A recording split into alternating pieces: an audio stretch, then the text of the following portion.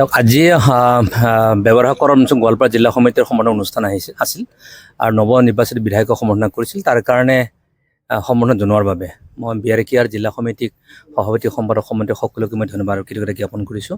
তেখেতসকলক মই অভিনন্দন জ্ঞাপন কৰিছোঁ। তেখেতে অনাগত দিনসমূহত খুব ভালকৈ কাম কাজখিনি কৰক। আমি ডিফিনেটলি সহায় কৰিম, বিধায়ক হিচাপে সহায় কৰিম, আমি ৰাভা হাছন কাউন্সিলৰ পৰা সহায় কৰিম। যিটো কথা আপুনি ক'লে যে জাতি হৈছে আমি সকলোৱে ৰাভা, গতিকে মই ৰাভা হাছন কাউন্সিলৰ এজন প্ৰতিনিধি মোৰ আহ্বান থাকিব প্ৰতিজন ৰাভা ব্যক্তিলৈকে অসমত যিমান বসবাস কৰি আছে বাৰু আহ্বান মোৰ থাকিব, জাতিটো আপোনালোকে ৰাভা লিখক, ভাষাটো আপোনালোকে ৰাভা লিখক।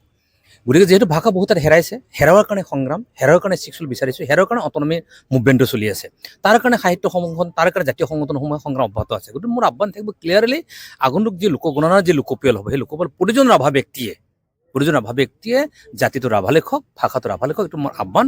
আৰু সেইটোৱে অনাগত দিনসমূহত জাতিটোক উত্থানৰ এক মাইলৰ খুঁটি হিচাপে চিহ্নিত হ'ব।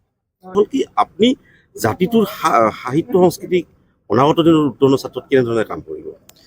হয়, যুৱ বিধায়ক হিচাপে আমাৰ পৰিচয় হ'ল ৰাভাৰ পৰিচয় হ'ল আমাৰ ভাষা, আমাৰ সংস্কৃতি, আমাৰ বাজাৰ, আমাৰ খাদ্য।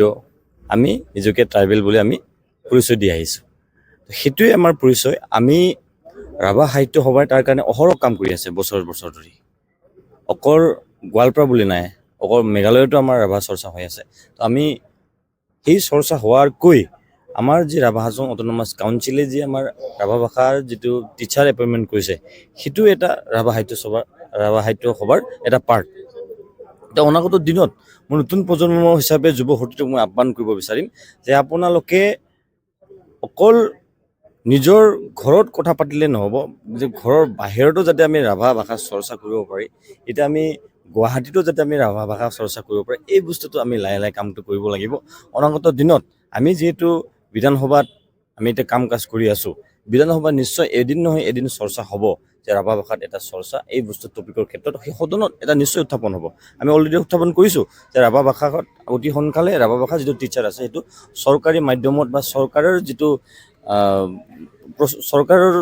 যিটো আমাৰ ৰেগুলাৰ কৰিব লাগে, যিটো টিচাৰৰ কথাটো কৈ আছে, এই ৰেগুলাৰ যাতে আমাৰ চৰকাৰে যদি অতি সোনকালে কৰিব পাৰে, তেতিয়াহে আমাৰ ভাষা আমাৰ জীয়াই থাকিব, আমাৰ সংস্কৃতি এটা জীয়াই থাকিব, আমাৰ নিজৰ খাদ্য আমাৰ জীয়াই থাকিব।